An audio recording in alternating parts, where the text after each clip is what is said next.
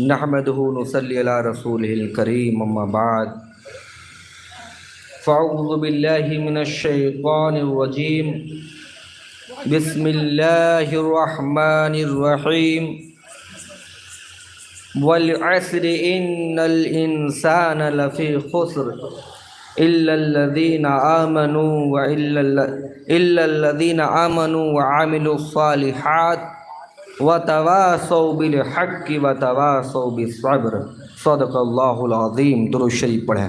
اللہم صلی وسلم وبارک علی عبدک الرسول الکریم رحمت للعالمین شفیع المذنبین سیدنا و مولانا و نبینا محمد وعلی آلہ وآل بیت وأولادہ و ذریتہ و ازواجہ و صحابہ و اولیائہ و امتہ اجمعین کما صلیت وسلمت وبارکت ورحمت علی سیدنا ابراہیم وعلی آل سیدنا ابراہیم انک حمید مجید۔ معزز سامعین کرام، عزیزان ملت اسلامیہ، میری پردہ نشین ماں اور بہنیں، عزیز بچوں، بزرگوں، ساتھیوں، دوستوں، میں اس لائق نہیں کہ اس پاک قرآنی نورانی رحمانی مجلس میں کچھ بیان کر سکوں، فقط اللہ رسول اور کامل مرشدوں کے حکم کی تابعداری کے لیے حاضر ہوں۔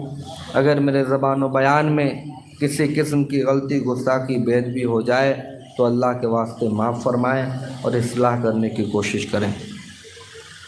تمام حضرات سے پرخلوص سلام عرض کرتا ہوں، السلام علیکم ورحمۃ اللہ وبرکاتہ۔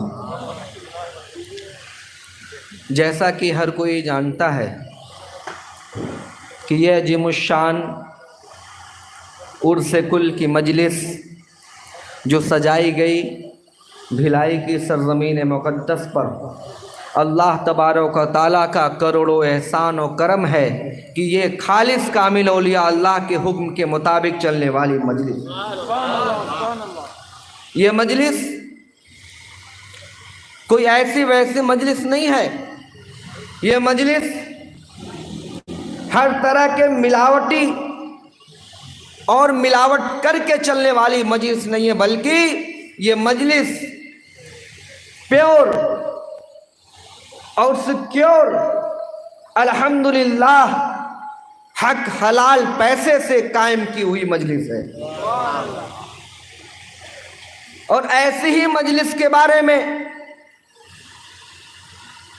ارشاد فرمایا گیا کہ اللہ تبارک و تعالیٰ نے فرشتوں کی ایک جماعت مقرر کر رکھی ہے، اور ان فرشتوں کو یہ کام دیا گیا کہ تم دنیا میں جاؤ، چکر لگاؤ، ٹہلو، گھومو، سیر کرو، اور یہ دیکھتے رہو کہ کہاں میرے اور میرے محبوب کا ذکر ہو رہا ہے، کہاں پر پاک لوگ حلال طریقے سے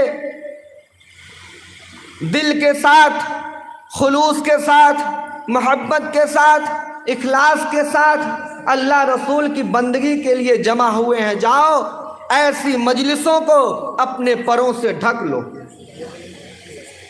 میرے عزیزوں، میرے ساتھیوں، میرے بزرگوں، وہ فرشتے دنیا میں آتے ہیں، ٹہلتے ہیں، دوڑتے ہیں، اڑتے ہیں، ہوا میں پرواز کرتے ہیں، اور پرواز کرتے کرتے بھلائی کے شہر میں آتے ہیں، اور دیکھتے ہیں کہ چند لوگ ایک سامیانے کے نیچے بیٹھے ہوئے اللہ اس کے رسول کی حمد و ثنا میں مشغول ہیں، اللہ کے ذکر میں لگے ہوئے ہیں، نبی کریم صلی اللہ علیہ وسلم کی ذات پر درود و سلام کا نذرانہ پیش کر رہے ہیں، کامل اولیاء اللہ کا ذکر کر رہے ہیں، صالحین کا ذکر کر رہے ہیں۔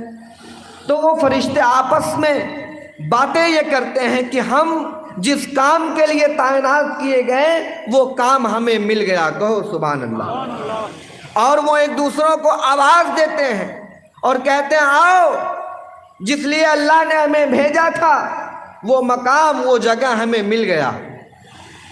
سارے فرشتے جمع ہوتے ہیں، ایک کے بعد ایک کے بعد ایک کے بعد یوں قطار بقطار، لائن بلائن، اوپر نیچے کرتے ہوئے وہ آسمان کی بلندیوں تک چلے جاتے ہیں۔ اور اپنے پروں کو، اپنے رحمت کے پروں سے وہ ساری مجلس کو ڈھانپ لیتے ہیں، ڈھک لیتے ہیں۔ میرے عزیزوں، آپ کہاں بیٹھے ہیں؟ آپ کہاں بیٹھے ہیں؟ قسمت پہ قربان جائیے، قسم خدا کی، یہ جو کاملین کی مجلسیں ہوتی ہیں، یہ جو اولیاء اللہ کی مجلسیں ہوتی ہیں، آپ ان کامل بزرگوں سے پوچھئے۔ ایک شخص آتا ہے بایزید بستامی کے پاس، امام حسن بصری کے پاس، ایک شخص آتا ہے امام حسن بصری کے پاس، کہتا ہے حضور میں نماز پڑھنا چاہتا ہوں لیکن میرا دل نماز پڑھنا نہیں چاہتا، میں ذکر کرنا چاہتا ہوں لیکن میرا دل ذکر کی طرف نہیں جاتا، میں اللہ اس کے رسول کی یاد میں رہنا چاہتا ہوں لیکن میرا دل، میرا من اس طرف نہیں جاتا، اے حضور کیا اس کا کوئی راستہ ہے، کیا اس کا کوئی علاج ہے تو ضرور بتائیں۔ امام حسن بصری کہتے ہیں کہ اگر تیرا دل ذکر کی طرف نہیں جاتا، اگر تیرا من نماز کی طرف نہیں جاتا، اللہ کی یاد کی طرف نہیں جاتا، اللہ کے فکر و ذکر کی طرف نہیں جاتا، تو تیرا ایک علاج ہے، وہ علاج یہ ہے کہ تو کسی کامل اولیاء اللہ کی مجلس میں جا کے بیٹھ جا۔ جب تو اس بزرگ کے، اس کامل شیخ کے مجلس میں جا کے بیٹھے گا تو اس کامل شیخ کی مجلس میں بیٹھنے کی برکت سے اللہ تبارک و تعالیٰ تیرے دل کی ساری گندگی کو صاف کر دے گا۔ آپ کہیں گے یہ کیسے صاف ہوتا ہے؟ بہت آسان ہے ان لوگوں کے لیے جو کاملین ہیں، اور بہت مشکل ہے ان لوگوں کے لیے جو شیطان کے گروہ کی طرف ہیں، اللہ اس کے رسول کے رستے سے بھٹکے ہوئے ہیں۔ لیکن جو کاملین ہیں ان کے لیے بہت آسان ہے۔ کیسے؟ جب کوئی اللہ کا ولی کہیں پر بیٹھتا ہے، کہیے سبحان اللہ، جب اللہ کا ولی کہیں بیٹھتا ہے کسی جگہ پر تو اللہ تبارک و تعالی فوراً اس جگہ پر اپنے رحمت کے فرشتوں کو نازل فرما دیتا ہے اور عرش الہی سے نور اترتا ہے اس اولیاء اللہ کے اوپر، کہیے سبحان اللہ۔ وہ جو نور آسمان سے زمین پر آتا ہے، اس نور کے چھینٹے سارے لوگوں پر جو بیٹھے رہتے ہیں ان پہ پڑتا ہے، اسی چھینٹے کی برکت سے اللہ تبارک و تعالیٰ اس کے سارے دل کی گندگی اور برائیوں کو پاک کر دیتا ہے۔ یہ فائدہ ہے۔ امام حسن بصری نے اسی لیے کہا کہ جاؤ تو کسی اولیاء اللہ کے مجلس میں بیٹھو، اس مجلس میں بیٹھنے کی برکت سے ہوگا یہ کہ تیرے دل میں اللہ اس کے رسول کی محبت جاگ جائے گی اور تیرے اندر اللہ اس کے رسول کی تابعداری کی تڑپ پیدا ہو جائے گی اور تو دنیا دار سے دیندار بن جائے گا انشاءاللہ۔ تو یہ مجلس، جس مجلس کے متعلق میں بیان کر رہا تھا، وہ فرشتے تہبتہ آسمان کی بلندیوں تک آ جاتے ہیں، گھیر لیتے ہیں۔ اس کے بعد جب مجلس ختم ہو جاتی ہے، محفل ختم ہو جاتی ہے، جلسہ ختم ہو جاتا ہے، سارے ذکر و اذکار کرنے والے آپس میں دعا سلام کر کے مصافحہ لے کر کے اپنے گھروں کی طرف چلے جاتے ہیں، تو یہ فرشتے جو آئے تھے، جنہوں نے آپ کو گھیر رکھا تھا، جنہوں نے اپنے پروں سے آپ کو ڈھانک رکھا تھا، جنہوں نے اپنے نوری زبان سے رحمت اور دعائیں دیتے رہے آپ کے لیے، وہ فوراً اپنی جماعت کے ساتھ عرش الہی کی طرف پلٹتے ہیں اور اللہ کی بارگاہ میں حاضر ہوتے ہیں اور کہتے ہیں اے مولا، جس کام کے لیے تو نے ہمیں لگایا تھا آج ہم نے اس کام کو انجام دیا۔ بلائی کی سرزمین مقدس پر ایک محفل، ایک عرس کل کی مجلس قائم ہوئی تھی، جس مجلس میں اللہ کا ذکر ہو رہا تھا، جس مجلس میں رسول اللہ صلی اللہ علیہ وسلم کی ذات پر درود و سلام پڑھے جا رہے تھے، جس مجلس میں اے اللہ تیرے صالحین بندے، تیرے اولیاء اللہ کے نام کو لوگ چرچا کر رہے تھے، ان کو بلند کر رہے تھے، ان کی یاد میں مست تھے۔ اے اللہ ہم اسی مجلس سے واپس آ رہے ہیں جس مجلس کے بارے میں تو نے ہمیں کہا تھا۔ اللہ کہے گا اچھا تو بتاؤ تمہارا کیا خیال ہے، ان کے بارے میں تم کیا کہتے ہو؟ تو وہ فرشتے کہیں گے کہ اے مولا ان کے بارے میں کیا کہنا؟ اللہ پوچھے گا یہ بتاؤ وہ جو ہے کس کی بڑائی کر رہے تھے؟ فرشتے کہیں گے مولا وہ تیری بڑائی کر कर रहे थे। अल्लाह पूछेगा कि ऐ फरिश्तों ज़रा ये बताओ कि जो वो मेरी बड़ाई कर रहे थे, क्या उन्होंने मुझे देखा है? क्या वो मुझे जानते हैं? क्या वो मुझे पहचानते हैं? क्या उनकी आंखों ने कभी अल्लाह को देखा?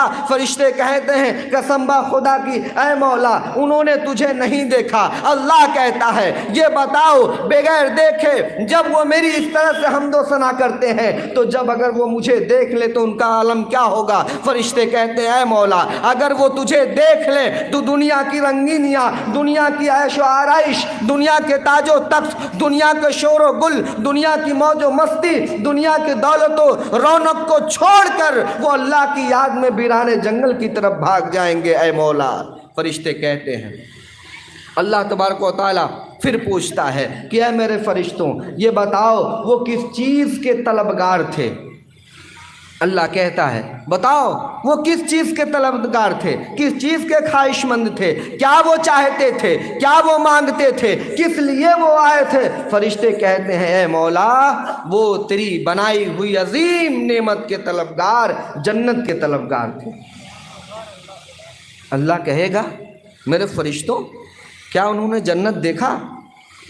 जन्नत के फलों को, जन्नत की दरिया को, जन्नत के शहद को, जन्नत के दूध को, जन्नत के मेवा को, जन्नत के नहर को, जन्नत की हूरों को, जन्नत के महलों को, जन्नत के बर्तनों को, जन्नत की दीवारों को, जन्नत के परिंदों को, जन्नत के हैवानों को, जन्नत के खाना और पीना को क्या उन्होंने देखा? उसका लज्जत उठाया? बोलेंगे ऐ मौला उन्होंने न देखा, न उसका मज़ा चखा, न उसको उनके अहमो गुमान में वो चीज़ है, बगैर देखे वो जन्नत के ख्वाहिशमंद है। अल्लाह कहेगा अगर ये खूबसूरत जन्नत का नज़ारा उन्हें दिखा दिया जाए तो बताओ उनकी हालत क्या होगी? वो फरिश्ते कहते हैं ऐ मौला अगर ये जन्नत का खूबसूरत नज़ारा उनके आंखों के सामने आ जाए तो कसम बा खुदा की ऐ मौला सारी कायनात छोड़कर वो जन्नत के तलबगार हो जाएंगे।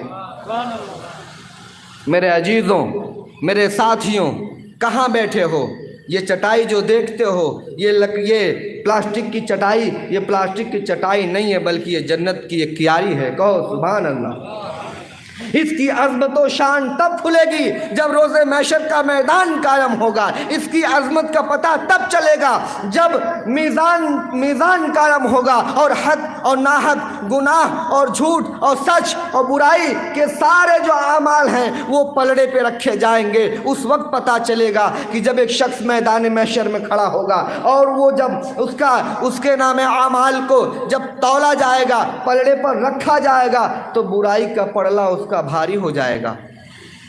अफसोस करेगा, रंजो गम करेगा, तड़पेगा, चिल्लाएगा, रोएगा, कुछ काम ना आएगा। लेकिन उसी वक्त एक शेख, एक बुजुर्ग, अज़ीमुश्शान हस्ती मौलाना अज़ान गाशी रहमतुल्लाह अलैह की ज़ात उस महफिल में उभरेगी और उभर करके आएगी और उसी मीज़ान के पास खड़े होकर के एक छोटा सा पुर्जा उसी नामे आमाल में नेकियों की तरफ रखते ही वो पलड़ा भारी हो जाएगा और वो गुनहगार नेककार बन जाएगा। अर्ज़ करने वाले करेंगे कि आखिर ये क्या हो गया? तो पता ये चला भिलाई के सरजमीन पर जो छोटी सी मजलिस थी अयूब खान के दरवाजे पर, उसमें जो तू आकर बैठा था, उसमें जो तू आया था, उसी बरकत वाली मजलिस का एक छोटा सा तोहफा मैंने अल्लाह की तरफ नजराने के तौर पे पेश किया और अल्लाह ने कबूल किया और तुझ जैसे गुनाहगार को नेककार बना के जन्नत में दाखिल कर दिया। ये मजलिस क्या कोई आम मजलिस है? हर कोई कर सकता है? हर कोई कर सकता है? हर कोई नहीं कर सकता। इसको करने के लिए 5 वक्त नमाज की पाबंदी होनी चाहिए। इसको करने के लिए हलाल रिज़्क़ खाना और कमाना लाजमी तौर पर है। इसको पढ़ने के लिए कुरानी वजीफ़ा 5 वक्त नमाज के बाद पढ़ना शर्त है। इसको करने के लिए इंसान को तकवा परहेजगारी अख्तियार करनी ही पड़ेगी। जब वो 5 वक्त नमाजी हो जाएगा, जिक्र करने वाला हो जाएगा, हलाल खाने और खिलाने वाला हो जाएगा, जब अल्लाह के नज़दीक वो बंदा बन जाएगा जिसे कामिल कहते हैं, जिसे कमाल दर्जे पर पहुंचे हुआ बंदा कहते हैं, जब वो खालिस ली वजहिल्लाह अल्लाह के लिए उसका जिक्र करता हुआ मिलेगा, तब जाकर के उसे परमिशन मिलेगी कि जाओ तुम उर्स गुल मजलिस करो। कहो सुभान अल्लाह। वैसे तो बहुत मजलिसें होती हैं, बहुत कॉन्फ्रेंस होते हैं, बहुत जलसे होते हैं, کیا سب اللہ کی بارگاہ میں قبول ہوں گے؟ نہیں۔ کیوں؟ آپ کہہ سکتے ہیں حضرت کیوں؟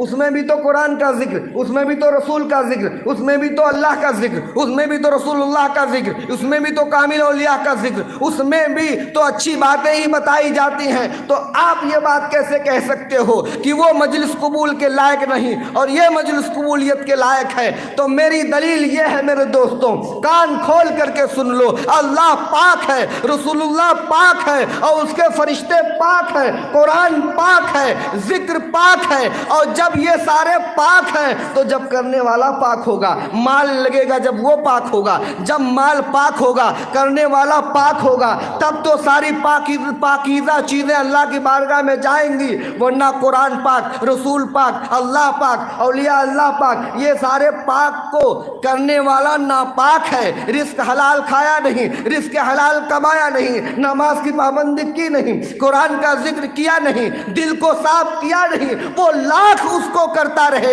اس کی یہ دعا، اس کی یہ مجلس، اس کا یہ جو ہے کہ ذکر و فکر اللہ کی بارگاہ میں قابل قبول نہیں ہے۔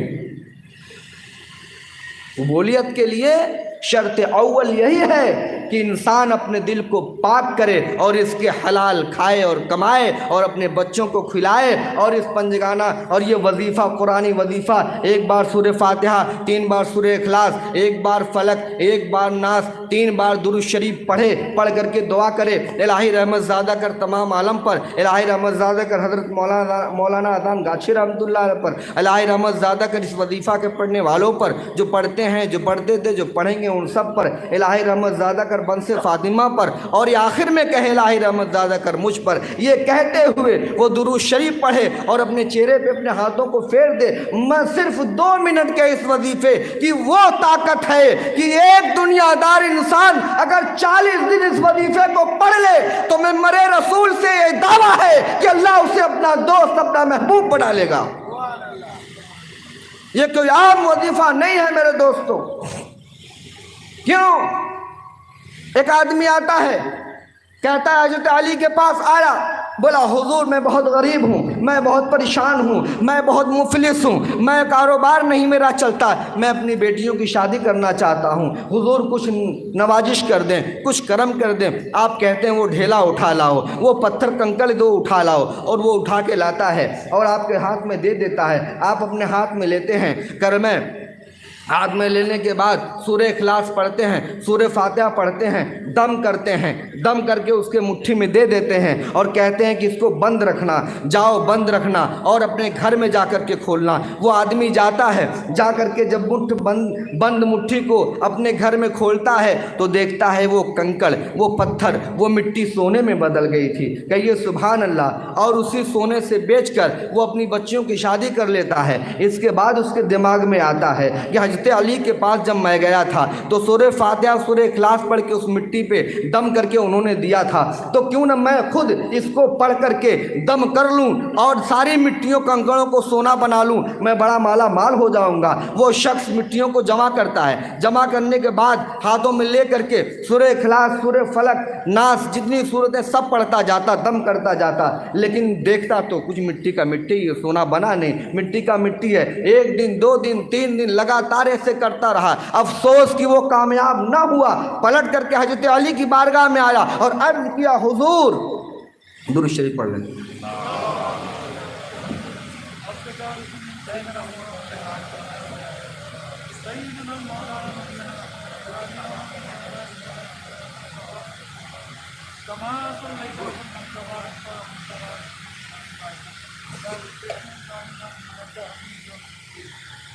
درود شریف بار اور پڑھیں۔ اللہم صلی وسلم مبارک علی عبدک الرسول الکریم رحمت للعالمین شفیع المذنبین سیدنا مولانا نبینا محمد وعلی آلہ وآل بیتہ واولادہ وذریاتہ وازواجہ وصحابہ واولیاءہ وامتہ اجمعین کما صلیت وسلمت وبارکت ورحمت علی سیدنا ابراہیم وعلی آل سیدنا ابراہیم انکا حمید مجید۔ تو وہ شخص کہتا ہے کہ حضور، میری بیٹی کی شادی کے موقع پر میں آپ کے پاس آیا تھا اور آپ نے یہی کنکر پتھر پہ سورہ اخلاص اور سورہ فاتحہ پڑھ کے دے دیا تھا، اور میں جب گھر گیا تو وہ کنکر جو ہے سونے میں بدل گیا تھا۔ اور آج میں کئی دن سے انہی کنکروں پر جو آپ نے پڑھ کے دم کیا تھا، میں دم پہ دم دم پہ دم کرتا جا رہا ہوں، لیکن اس میں کوئی تبدیلی نہیں آتی۔ حضرت علی نے ارشاد فرمایا کہ کنکر تو وہی تھے جو میں نے اٹھایا تھا، آیت بھی وہی ہے جو میں نے پڑھا تھا، لیکن فرق یہ تھا کہ وہ علی کی زبان تھی اور یہ تیری زبان ہے۔ کہو سبحان اللہ۔ علی کی زبان کی تاثیر تھی جو کنکر کو سونا بننے میں مجبور کر دیا۔ تو پتہ کیا چلا؟ قرآن بھی وہی، نماز بھی وہی، ذکر بھی وہی، اللہ بھی وہی، رسول اللہ بھی وہی، لیکن سارے معمولات کو پورا کرنے کے بعد کمال درجے پر نہیں پہنچا۔ اس کی وجہ یہ رہی کہ جس کو یہ کرنے والا جو شخص تھا وہ کمال کے درجے پر نہیں تھا، وہ ایمان مکمل کے درجے پر نہیں تھا، وہ مومن کامل نہیں تھا، اس کا عمل ادھورا تھا، اس کی نماز چھوٹتی تھی، اس کا ذکر چھوٹتا تھا، اس کے اندر تقوی اور پرہیزگاری نہیں تھی۔ اسی وجہ سے اس کے سارے معاملات کمال درجے پر نہیں پہنچے۔ اور یہ عرس کل کی مجلس کیا ہے؟ اس میں کیا پاور ہے؟ اس میں کیا طاقت ہے؟ میرے دوستوں، میرے عزیزوں، میرے ساتھیوں، آپ کو مثال دیتا چلوں۔ جنید بغدادی رحمۃ اللہ علیہ کا زمانہ تھا۔ کچھ لوگ آتے ہیں، کہتے ہیں کہ اے حضور ہم سفر پہ جا رہے ہیں، ہمارے لیے آپ دعا کریے، ہمارے لیے آپ دعا کریے گا۔ تو حضور نے کہا کہ جاؤ، جب کبھی مشکل آئے تو میرا نام لینا، جب کبھی مشکل آئے تو میرا نام لینا۔ اس میں کافی لوگ تھے، کچھ پڑھے لکھے عمدہ لوگ بھی تھے۔ انہوں نے کہا یہ بتائیے، ہم ان سے دعا کرانے آئے تھے تو یہ ہم کو کہہ رہے ہیں کوئی مصیبت آئے تو میرا نام لینا، ہم اللہ کو چھوڑ کے ان کا نام لے لیں؟ ہم اللہ کا نام نہیں لیں گے؟ ٹھیک ہے، چلے گئے۔ اچانک سے ایک طوفان آیا، اور ایسا طوفان کہ جو جان مار دینے والا طوفان تھا۔ سارے لوگ اللہ کو پکارتے رہے، لیکن اس میں ایک بندہ ایسا تھا جو جنید کو پکارتا رہا، یا جنید یا جنید۔ جب طوفان چلا گیا، معاملہ شانت ہوا، تو لوگوں نے دیکھا کہ یہ تو اس کا سامان بھی سلامت، یہ بھی سلامت، اس کا سب کچھ سلامت، اور ہمارا سب لٹ گیا، ہمارا سب اڑ گیا، ہمارے پاس کچھ بھی نہیں، سب برباد ہو گیا۔ تو لوگوں نے پوچھا بھائی تم کیا کہہ رہے تھے؟ بولے میں وہی کہہ رہا تھا جو میرے مرشد نے مجھے کہا تھا، میرے مرشد نے مجھے کہا تھا۔ اس کا مطلب یہ نہیں ہوا کہ جنید بغدادی نے یہ بتایا کہ میں اللہ سے بڑا ہوں، نعوذ باللہ من ذالک، بلکہ انہوں نے یہ بتایا کہ اللہ تک رسائی میری ہے، میں پہنچا ہوا ہوں، تو اگر مجھے یاد کرے گا تو میں فوراً اللہ کو یاد کروں گا، اور اللہ کو جب جنید یاد کر لے گا تو ضرور اللہ تعالیٰ اس کی مدد کرے گا جو جنید کو یاد کرے گا۔ سمجھنے کا پھیر ہے۔ عقل اگر روحانیت پر ہے تو ہر حق بات سمجھ میں آئے گی، اور عقل اور دل پر اگر سیاہی پڑی ہے تو ہر بات میں نقطہ نظر آئے گا۔ بات کہاں تھی؟ ٹاپک پہ آئیے۔ ٹاپک یہ ہے کہ اللہ تبارک و تعالیٰ فرشتوں سے پھر پوچھے گا کہ اے میرے فرشتوں ذرا یہ بتاؤ کہ وہ کس چیز سے پناہ چاہتے تھے، کس چیز سے وہ بچنا چاہتے تھے، کس چیز سے وہ اللہ کی پناہ مانگ رہے تھے کہ اللہ مجھے بچانا۔ تو وہ فرشتے کہیں گے مولا وہ دوزخ سے پناہ چاہتے ہیں، وہ دوزخ سے بچنا چاہتے ہیں، جہنم سے بچنا چاہتے ہیں۔ تو اللہ پھر وہی سوال کرے گا اے فرشتوں ذرا بتاؤ کہ کیا انہوں نے جہنم کو دیکھا، دوزخ کو دیکھا، اس کی تپش کو، اس کی گرمی کو، اس کی للک کو، اس کی جھپٹ کو، کالی کالی آگوں کو جن کے سوئی کے نوکے کے برابر اگر جہنم میں سوراخ کیا جائے تو اس کی تپش اور گرمی سے دنیا کے سارے انسان حیوان سب کے سب جل کر کے خاک ہو جائیں گے۔ کیا اس جہنم کو انہوں نے دیکھا ہے؟ فرشتے کہیں گے اے خدا یقیناً انہوں نے نہیں دیکھا، بغیر دیکھے ہی وہ اس سے پناہ مانگتے ہیں۔ اللہ کہے گا کہ اگر ان کو دکھا دیا جائے جہنم تو ان کا حال کیا ہوگا؟ فرشتے کہتے مولا اگر جہنم ان کو دکھا دیا جائے تو وہ پوری دنیا چھوڑ کر ویرانے میں بھاگ جائیں گے اور اللہ کے سوا کسی کو یاد نہ کریں گے۔ اللہ تبارک و تعالیٰ کہتا ہے اے فرشتوں بتاؤ تم کیا چاہتے ہو ان کے بارے میں؟ اللہ تبارک و تعالیٰ فرشتوں سے پوچھتا ہے، فرشتے کہتے ہیں کہ اے مولا ہم یہ چاہتے ہیں کہ اس مجلس میں، اس محفل میں، اس عرس کل کی مجلس میں، اللہ والوں کے ذکر میں، فکر میں، یاد رسول اللہ میں جو بیٹھے ہوئے لوگ تھے اے مولا ان سب کو تو بخش دے۔ اللہ کہے گا اے فرشتوں گواہ ہو جاؤ، تم سب کے سب گواہ ہو جاؤ، جتنے لوگ محفل و مجلس میں شریک تھے ان سبوں کو اللہ نے آج بخش دیا، معاف کر دیا۔ یہ وہ نورانی مجلس ہے میرے دوستوں۔ اولیاء اللہ کی حالت کیا ہوتی ہے؟ لوگ اولیاء اللہ کو سمجھ نہیں پاتے، کہتے ہیں اولیاء اللہ تو چھوڑیے، کچھ تو ایسے بھی ہیں جو نبی کو بھی اپنی طرح کہتے ہیں۔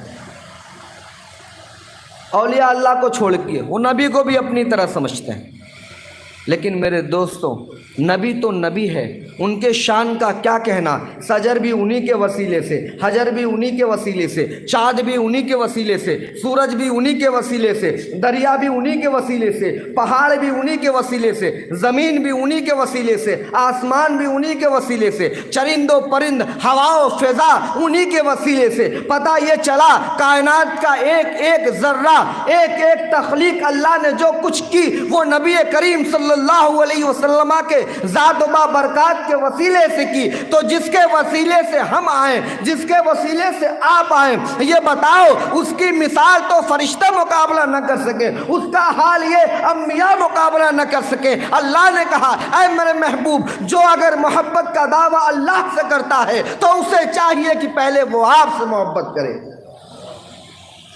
اگر کوئی اللہ سے محبت کا دعوے دار ہے تو اس پر لازم ہے کہ پہلے وہ رسول اللہ سے محبت کرے۔ اور کیسی محبت اے میرے دوستوں؟ ایسی محبت نہیں کہ جب محبت کا مقابلہ شروع ہو تو نبی کی محبت چھوڑ کے بیوی کی محبت میں بھاگو، محبت کا مقابلہ شروع ہو تو نبی کی محبت چھوڑ کر اولاد کی محبت میں بھاگو۔ ایسا مقابلہ نہیں، کہ ایسی محبت نہیں کہ جب مقابلہ ہو تو نبی کریم صلی اللہ علیہ وسلم کی محبت کو چھوڑ کر کے مال و دولت کی محبت میں بھاگو۔ محبت اس طرح ہونی چاہیے کہ جب موقع پڑے جان کی تو رسول اللہ کے صدقے اور وسیلے ان کی محبت میں جان لٹاؤ، جب موقع پڑے محبت دکھانے کی دولت کی تو ان کے نام پر دولتوں کو لٹاؤ، اور جب محبت کا مقابلہ کرنا پڑے تو ان کی محبت میں اولادوں کو لٹاؤ، اور جب محبت کا مقابلہ کرنا پڑے تو ساری کائنات سے رسول اللہ کی ذات کے لیے لڑ جاؤ، تب تم سچے پکے مومن مسلمان کہے جاؤ گے۔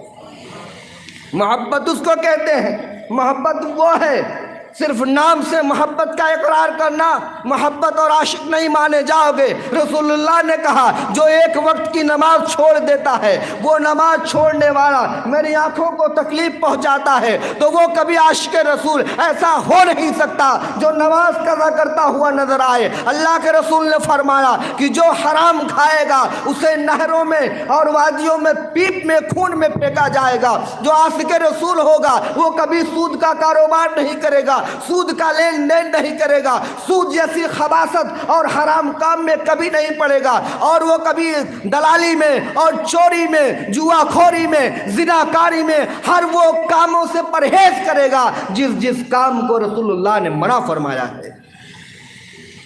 جب وہ ساری برائیوں سے، سارے فساد سے، سارے حرام کاموں سے، سارے گناہ کے کاموں سے اپنے آپ کو بچا کر کے ایک سچا پکا مسلمان بن جائے گا، اسی دن نبی کریم صلی اللہ علیہ وسلم کہ اس فہرست میں، جس فہرست میں عاشقوں کا نام ہے اسی فہرست میں اس کا نام داخل کر لیا جائے گا انشاءاللہ۔ میرے دوستوں عاشق کس کو کہتے ہیں؟ آؤ میں بتاتا ہوں۔ نظام الدین اولیاء کی بارگاہ میں چلو۔ امیر خسرو ایک مرید تھے، نظام الدین اولیاء کے مرید امیر خسرو تھے۔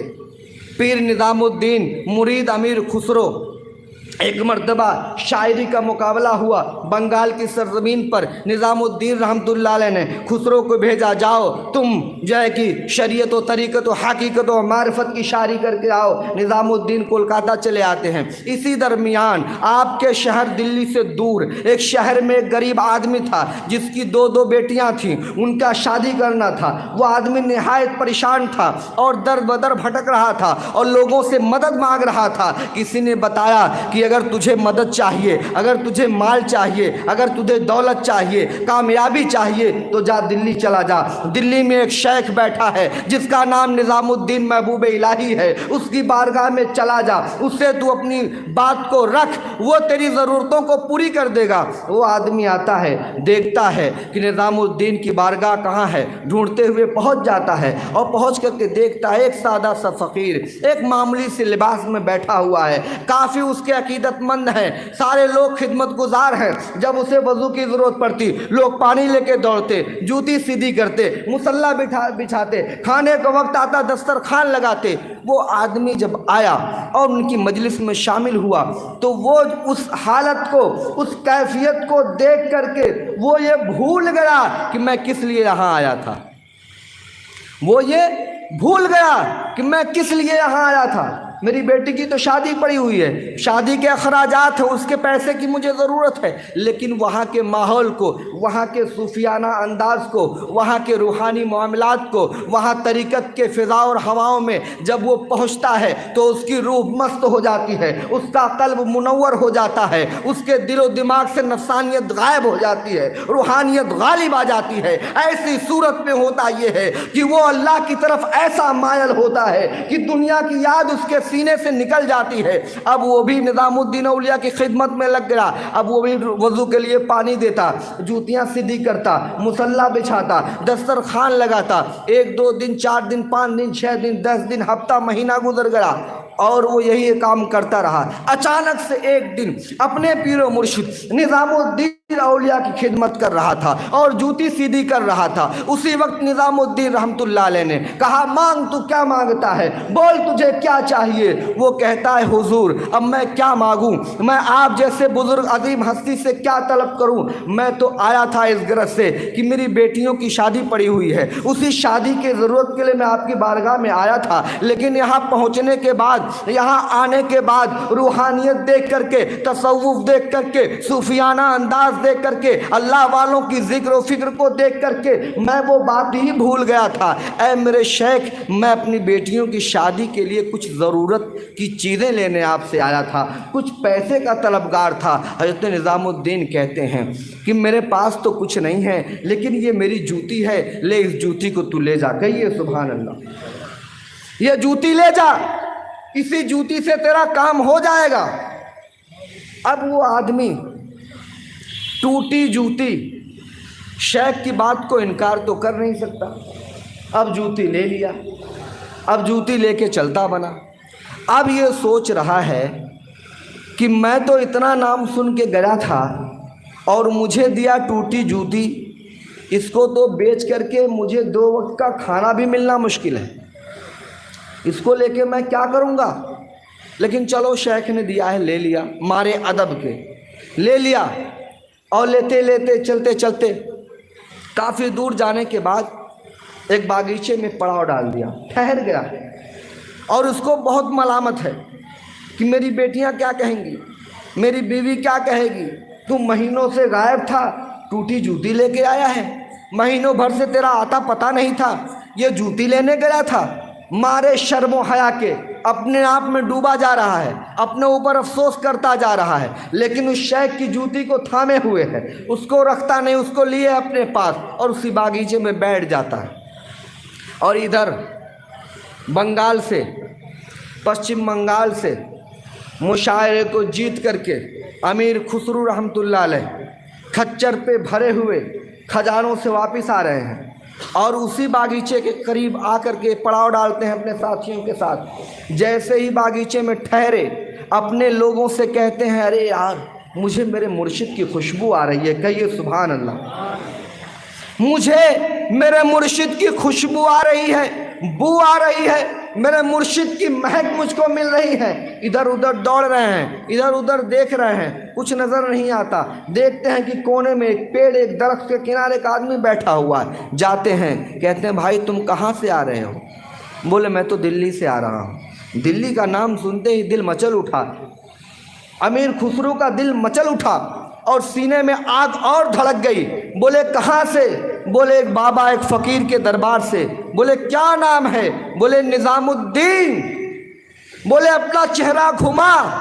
उस आदमी के चेहरे को घुमा करके अमीर खुसरो उसके आंखों को चूमते हैं, उसके माथों को चूमते हैं, उसके कानों को चूमते हैं, उसके होठों से चूमते हैं और कहते हैं कि मेरे मुर्शिद को इन्हीं आंखों ने देखा है, मेरे मुर्शिद के बातों को इन्हीं कानों ने सुना है, मेरे मुर्शिद से गुफ्तगू तेरे होठों ने किया है। वो चूमे चले जा रहे हैं, चूमे चले जा रहे हैं आंखों को और कहते हैं कि वाह वाह वाह वाह वाह। तभी तो मैं सोच रहा था कि मेरे मुर्शिद की खुशबू कहाँ से आ रही है, बताए कुछ तोहफा वोफा मिला? बोला तोहफा क्या मिला हजरत, क्या बताऊं, टूटी हुई जूती मिली है, अब क्या करूंगा मैं इस जूती को। बोले कहाँ है? बोले यहाँ है। जैसे ही जूती देखा अमीर खुसरो ने कहा अगर तू इजाजत दे तो मैं इस जूती को चूम लूं। कहा कौन सी बात है भाई, इस जूती में क्या रखा है, इस टूटी जूती में क्या है जो तू इसको चूमेगा? बोले मैं तुमसे इजाजत मांगता हूं, अगर तू इजाजत दे तो मैं जूती को चूम लूं। उस आदमी ने कहा भाई जितनी मर्तबा मर्जी चूम ले।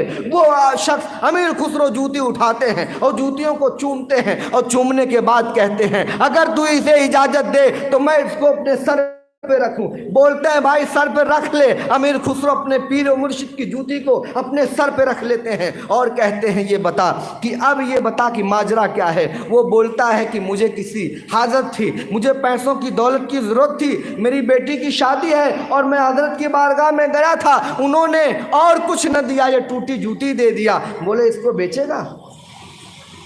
अमीर खुसरो ने कहा इसको बेचेगा?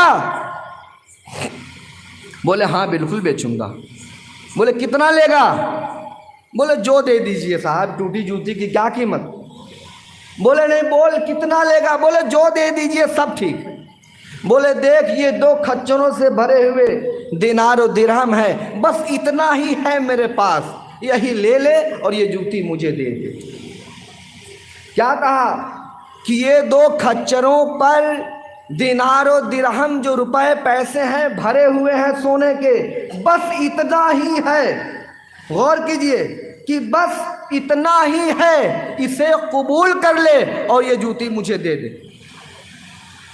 आदमी सोचा कि ये पागल तो नहीं है, मजनू तो नहीं है, टूटी हुई जूती की इतनी बड़ी कीमत, और ये कह रहा है कि बस इतना ही है और नहीं है।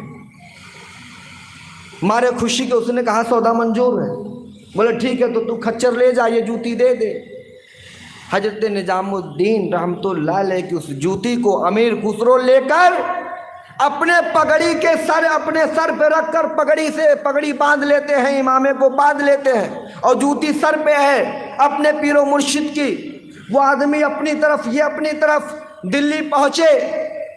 पीरो मुर्शिद ने देखा, झूम करके पूछा अमीर खुसरो आ गया? जी हुजूर आ गया, जीत करके आया हुजूर। तो मेरे लिए क्या लाया?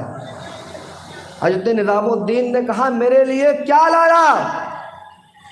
अमीर खुसरो ने कहा हुजूर बस ये आपकी टूटी हुई जूती, इतना ही ले आया। बोले अमीर खुसरो बड़ा सस्ता सौदा तय कर लिया तुमने। कहो सुभान अल्लाह, बहुत सस्ता सौदा तूने तय किया, जो चंद दिनार और दिरहम के बदले निजामुद्दीन की जूती ले लिया। मेरे दोस्तों क्या मतलब, सूफिया इकराम के हाथ से दिया हुआ छोटा सा तबर्रुक, कसम खुदा की अगर वो लेके मर जाओ रोज महशर में किसी की जरूरत नहीं पड़ेगी, डायरेक्ट जन्नत में दाखिल किए जाओगे। क्या समझते हो? नूरानियत को क्या समझते हो? रूहानियत को क्या समझते हो? मुर्शिदों को क्या समझते हो? ये मौलाना अज़ान गाची रहमतुल्लाह अलैह की मजलिस को लोग क्या समझते हैं? मौलाना अज़ान गाची रहमतुल्लाह अलैह की ज़ात क्या है? आपकी ज़ात वो है कि आपके बाप ने ज़मीन से तेल छुड़वाया था। कहो सुभान अल्लाह। बुढ़िया आई बारगाहे उमर फारूक आज़म में, कहती है ए अमीरुल मोमिनीन, ए अमीरुल मोमिनीन, आपकी हुकूमत में, आपके सल्तनत में मैंने कटोरे भर के तेल को आपकी ज़मीन ने पी लिया, हुजूर मेरा तेल वापस करवा दे। कहो सुभान अल्लाह। अच्छा जरा ये बताइए कि अक्ल इस बात की ताबे है कि जो चीज़ ज़मीन पे गिर जाए उसे वापस करे? हो सकता है? अगर कोई चीज़ ज़मीन में गिर जाए और ज़मीन उसको जज्ब कर ले, खींच ले, सोख ले, तो क्या वो वापस मिल सकता है? ऐसा मुमकिन है? नहीं है, नहीं है। लेकिन ज़रा सोचिए कि उस बुढ़िया का ईमान कैसा था कि अमीरुल मोमिनीन हज़रत उमर फारूक के आज़म के उमर फारूक के रज़ियल्लाहु ताला अन्हु के ज़ात बाबरकात की खिदमत में हाजिर होकर के वो ये कह रही है कि मेरा तेल वापस करवा दीजिए, मेरा तेल वापस करवा दीजिए। हज़रत उमर फारूक आज़म ने ख़त लिखा और कहा माँ इसे ले लो और ले जाओ, जहाँ पर तुम्हारा तेल गिरा है वहीं पर रख दो, वहीं पर रख दो। पुर्जा लेकर के आई बूढ़ी अम्मा ने, तेल पर जहाँ तेल गिरा उसी ज़मीन पे रख दिया। तेल फौरन ज़मीन से बाहर आ गया, तेल फौरन ज़मीन से बाहर आया। बुढ़िया ने ले लिया, पर्चा खोल करके पढ़ा गया तो उस पर लिखा ये गया था कि मैं उमर अमीरुल मोमिनीन ये तुझे हुक्म देता हूँ कि ऐ ज़मीन, जो तेल तूने पी लिया है उसे तू वापिस कर। अगर तू ऐसा न करेगी तो मैं उस जगह पर बेनमाजी को दफन करवा दूंगा। ज़मीन ने कहा ऐ अमीरुल मोमिनीन, मेरे सीने में जज्ब हुआ तेल तो मैं वापस कर सकती हूँ, लेकिन बेनमाजी को अपने अंदर दफन करना मंजूर नहीं कर सकती। ऐ मेरे दोस्तों, ऐ मेरे अजीज साथियों, ऐ मेरी पर्दा नशीन माँ और बहनों, गौर करो, फिक्र करो, आज नमाज से हम कितने दूर हैं, हम नमाज से कितने दूर हो गए। अगर हम नमाज की पाबंदी करेंगे तो अल्लाह तबारक व तआला हमारे घरों में बरकत देगा, हमारी रोज़ियों में बरकत देगा, हमारे बच्चे सालिहीन बन जाएंगे, हमारी नस्लें संवर जाएंगी। हाल ये होना चाहिए कि पर्दा नशीन माँ और बहनों को जब वो आटा गूँथें तो दुरूद शरीफ पढ़ते रहें, जिक्र करते रहें, वज़ाइफ पढ़ते रहें और ये अमल करते करते वो आटा गूँथती रहें। याद रखना, आटे में बरकत, रोटी में बरकत, घर बार में बरकत, बच्चों में जो वो रिस्क जाएगा उसका हाल ये होगा कि बच्चा नमाजी होगा, बच्चा दीनदार होगा, बच्चा मुत्तकी परहेजगार होगा, बच्चा उसके अल्लाह उसके रसूल को मानने वाला होगा। वो कभी अल्लाह रसूल से गद्दारी नहीं कर सकता, क्योंकि उसकी परवरिश रसूलुल्लाह का नाम लेते लेते किया गया है, उसकी परवरिश कुरान का जिक्र करते करते किया गया है। अगर कोई काम अल्लाह उसके रसूल को शामिल करके किया जाए तो शैतान उसमें पर नहीं मारता और उसका बदला ये मिलता है कि वो काम अपने मंजिल मकसूद तक पहुंच जाता है। अज़ान गाछी रहमतुल्लाह अलैह का क्या मामला है? आप उमर फारूक आज़म की औलाद हैं, अल्हम्दुलिल्लाह, कहिए सुभान अल्लाह। ऐसी मुबारक महफिल में बैठे हैं 22 लाख मुरब्बा मील पर हुकूमत करने वाले वो शख्स जिसके बारे में तारीख लिखती है कि अगर दुनिया में एक उमर और पैदा हो जाता तो सारे कायनात में सिर्फ दीन इस्लाम ही रहता। कहो सुभान अल्लाह। जिसके बारे में नबी करीम सल्लल्लाहु अलैहि वसल्लम ने कहा कि मेरे बाद तो कोई नबी नहीं, लेकिन अगर कोई नबी होता तो उमर नबी होते। नबी करीम सल्लल्लाहु अलैहि वसल्लम ने कहा कि मेरा उमर जिस रास्ते से जाता है शैतान वो अपना रास्ता बदल देता है। उन्हीं की ये मजलिस है, उन्हीं के ख़ानदान की मजलिस है, उन्हीं के बच्चे और लड़के की मजलिस है। हजरत मौलाना अज़ान गाछी रहमतुल्लाह अलैह 37वीं पुश्त में जाकर उमर फारूक आज़म से मिलते हैं। मौलाना अज़ान गाछी रहमतुल्लाह अलैह का हाल क्या है? मेरे दोस्तों, लोग हज़ार तारीफ़ें करते थक जाएं, लेकिन आपने जो मुजाहिदा मुराकबा जो आपने दीन इस्लाम के लिए मुशक्क़त किया है उसको दुनिया याद रखेगी ता क़यामत। 14 साल तक झूड़ी नामी जंगल में एक मुट्ठी चना चबा करके 14 साल तक जो रियाजत किया, उसी रियाजत और तकवा परहेजगारी करने के बाद अल्लाह तबारक व तआला खुश हुआ और खुश होने के बाद हज़रत ख़िज़्र अलैहिस्सलाम से मुलाकात होने के बाद ये जो वजीफ़ा जिसके बारे में जिक्र किया जा रहा है, ये वजीफ़ा अल्लाह की तरफ से लोगों को तक पहुँचाने का काम किया गया। ये कोई आम वजीफ़ा नहीं है। सूरह फातिहा कुरान का ही हिस्सा है, सूरह इखलास कुरान से ही है, सूरह फलक कुरान से ही है, सूरह नास कुरान से ही है, और दुरूद शरीफ में कुरान शरीफ से ही है। पता क्या चला कि ये वजीफ़ा पढ़ना गोया कुरान को पढ़ना है। इस वजीफ़े को जो 5 वक्त पढ़े, 8.25 ख़त्म 10 पारे का सवाब, 150 नेकियां लिखी जाएंगी, 150 गुनाह माफ़ होंगे, 150 दर्जात बुलंद होंगे। और ये वजीफ़ा पढ़ने वाला अगर दुनिया से इंतकाल कर जाएगा, उसका बेटा उसके लिए फातिहा पढ़े या ना पढ़े, उसकी बीवी उसके लिए फातिहा पढ़े या ना पढ़े, उसके खानदान रिश्तेदार वाले उसके लिए फातिहा पढ़े या ना पढ़े, उसके लिए दुआ करे या ना करे, लेकिन इस दुनिया में लाखों लाख मौलाना दानगाछी रहमतुल्लाह अलैह के मुरीद हैं जो इस वजीफे पढ़कर ये कहते हैं, इलाही रहमत ज़्यादा कर इस वजीफ़ा को पढ़ने वालों पर, इलाही रहमत ज़्यादा कर इस वजीफ़ा के पढ़ने वालों पर, जो पढ़ते हैं, जो पढ़ते थे, जो पढ़ेंगे उन सब पर आमीन। क्या मतलब है? अगर हम दुनिया से गुज़र जाएं, अगर हम दुनिया से इंतकाल कर जाएं, हमारी कोई खैर ख्वाही ले या न ले, लेकिन ये वजीफ़ा पढ़ने वाले 5 वक्त याद करते रहेंगे इंशाअल्लाह। ऐसा चैनल है, दुनिया चैनल में चल रही है। हर कोई चैनल सिस्टम में जुड़ना चाहता है, जल्दी से मालदार बनना चाहता है, जल्दी से दौलत इकट्ठा करना चाहता है, जल्दी से शोहरत पाना चाहता है। उसी तरीके से ये जो दीन का चैनल है, ये वजीफ़ा हक्कानी वजीफ़ा, ये एक ऐसा चैनल है, अगर इससे जुड़ जाओगे मेरे दोस्तों, अगर इसको पढ़ने लगोगे मेरे दोस्तों, तो तुम्हें फ़ायदा ये होगा कि 1 लाख आदमी अगर एक दिन में ये दुआ करते हों कि इलाही रहमत ज़्यादा कर इस वजीफ़ा के पढ़ने वालों पर, तो याद रखो 8.5 लाख कुरान शरीफ का सवाब एक दिन में एक आदमी के नामे अमाल में जाएगा। कहो सुभान अल्लाह। पूरी ज़िंदगी गुजर जाएगी, 1 लाख कुरान शरीफ ख़त्म करना मुश्किल हो जाएगा, लेकिन इस वजीफ़े के ज़रिए से, इस उर्सकुल मजलिस के ज़रिए से, इस बुजुर्ग के दिए हुए तोहफे के ज़रिए से अगर कोई इस वजीफ़े को पढ़ना शुरू कर दे, तो एक दिन में 8.5 लाख से ज़्यादा कुरान शरीफ का सवाब उसके नामे अमाल में जा रहा है। हदीस शरीफ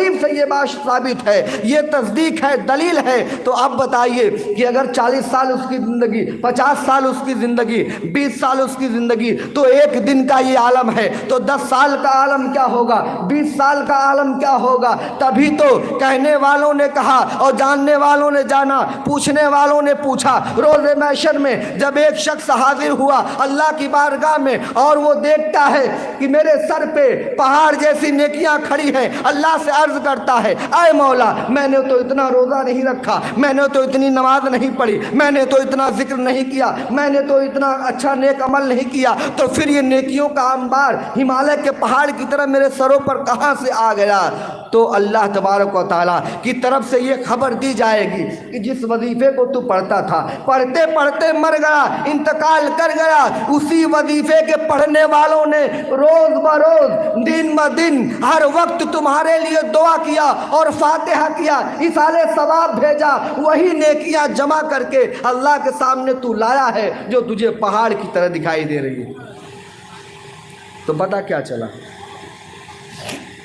पता यही चला कि औलिया अल्लाह से निस्बत रखिए, औलिया अल्लाह से दोस्ती रखिए, औलिया अल्लाह के कुर्ब में रहिए, औलिया अल्लाह से ताल्लुक़ बनाइए। याद रखिए, शैतान हर वक्त आपके साथ खड़ा हुआ है, हर वक्त आपके साथ है, और आपके पास नेकी की तलवार, उसके पास बदी की तलवार। वो हमेशा मोमिनों की ताक में है कि इसे कैसे उल्टा दूं, इसको कैसे फंसा दूं, इसको कैसे पलट दूं, इसको कैसे गुमराह कर दूं, इसको कैसे जो है कि मिट्टी में मिलाऊं। याद रखिए, गोली से बचने के लिए बुलेट प्रूफ जैकेट की ज़रूरत पड़ती है, तलवार से बचने के लिए ढाल की ज़रूरत पड़ती है, गर्दो गुबार से बचने के लिए जिस्म में لباس کی ضرورت پڑتی ہے، اسی طریقے سے اگر شیطان سے بچنا چاہتے ہو تو نورانی اور روحانی مرشد کا دامن تھام لو، ورنہ تم لاکھ کوشش کرو۔ شیطان تو جنید بغدادی کو بہکانے آیا تھا، شیطان تو عبد القادر جیلانی رضی اللہ رحمۃ اللہ تعالیٰ علیہ کو بہکانے آیا تھا، شیطان نے تو بڑے بڑے اولیاء اللہ کو اپنے فندے میں لینے کی کوشش کی، ان کو جب شیطان نہ چھوڑا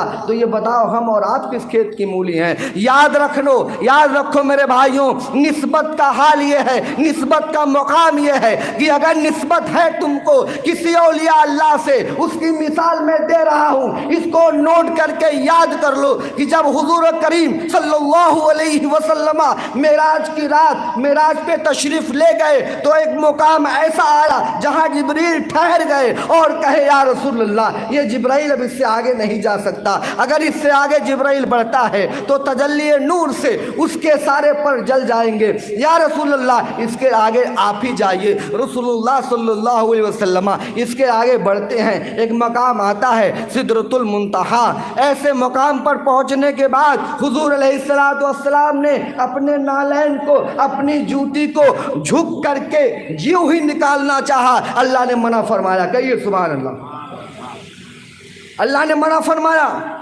کہا میرے محبوب جوتی پہن کر کے آئیے، کیا کہا؟ جوتی پہن کر کے آئیے۔ اور آج یہ دنیا کسی کو ذلیل کرنے پر جب اترتی ہے تو کہتی ہے کہ جوتی سے ماریں گے، کہتی ہے کہ نہیں؟ بہت حقیر سمجھتی ہے، بہت گھٹیا سمجھا جاتا ہے جوتی کو، لیکن وہ عرش اعظم ہے، سدرۃ المنتہا ہے، اللہ کی بارگاہ ہے، ایسی جگہ پر حضور جوتی اتارنے کی کوشش کر رہے ہیں، اللہ نے کہا میرے محبوب جوتی پہن کے آئیے، جوتی پہنے اللہ اس کے رسول کریم صلی اللہ علیہ وسلم کے درمیان بات ہوئی، اگر کوئی درمیان میں تھا تو نبی کی جوتی ان کے ساتھ تھی، میں پوچھتا ہوں جوتی کو تو کوئی قدر و قیمت نہیں ہے، جوتی کا کوئی مقام نہیں، لیکن مقام محمد رسول اللہ کا تھا، اس مقام تو اس پیر کا تھا جس پیر میں وہ جوتی تھی، پیر کی نسبت میں، پیر میں سٹے ہونے کی وجہ سے، پیر میں چپکے رہنے کی وجہ سے، پیر کے ساتھ لگے رہنے کی وجہ سے آج وہ اللہ کی بارگاہ تک چلی گئی۔ تو اگر تم آج دنیا میں کوئی شیخ و مرشد کامل کو پکڑ کر کے رکھو گے تو جوتی جب عرش اعظم پہ جا سکتی ہے تو یہ مخلوق بہتر مخلوق ہے، اگر کسی اولیاء اللہ سے اپنی نسبت رکھے تو یقین جانو کہ وہ بارگاہ الہی میں قابل قبول کر دیا جائے گا، اس سے بڑی اور کوئی دلیل نہیں۔ یاد رکھیے اولیاء اللہ سے نسبت ایمان کی حفاظت ہے، کہیے سبحان اللہ، آپ کے ایمان کو بچا لیا جائے گا، آپ کے ایمان کو محفوظ کر لیا جائے گا۔ کیونکہ یہ جو ولی ہوتے ہیں وہ روحانی پیشوا ہوتے ہیں، روحانی مرشد ہوتے ہیں، وہ ایک جگہ پر بیٹھ کر دنیا کا مشاہدہ کرتے ہیں کہ میرا مرید کہاں پریشان ہے، میرا مرید کہاں پھنسا ہوا ہے۔ مولانا اذان گاچھی رحمۃ اللہ علیہ ارشاد فرماتے ہیں کہ پیر وہ ہو ہی نہیں سکتا جو دور سے اپنے مرید کی مدد نہ کر سکے۔ آپ فرماتے ہیں پیر وہ ہے ہی نہیں، پیر وہ ہے ہی نہیں، اور ایسے پیروں کو گلہ میں رسی ڈال کے لٹک جانا چاہیے جو اپنے مرید کی مدد نہ کر سکے۔ پتہ کیا چلا کہ پیر وہی ہے جو دنیا میں بھی آپ کی خبر گیری کرتا ہے اور آخرت میں بھی آپ کی خبر گیری کرے گا، دنیا میں بھی آپ کو بچائے گا اور آخرت میں بھی آپ کو بچائے گا۔ کہنے میں اگر کوئی بھول چوک ہو گئی ہو تو ہم بھی استغفار پڑھتے ہیں، آپ بھی استغفار پڑھیں۔ استغفر اللہ ربی من کل ذنب واتوب الیہ، لا الہ الا اللہ محمد رسول اللہ۔ کوئی گستاخی ہو معاف کریے گا۔ السلام علیکم۔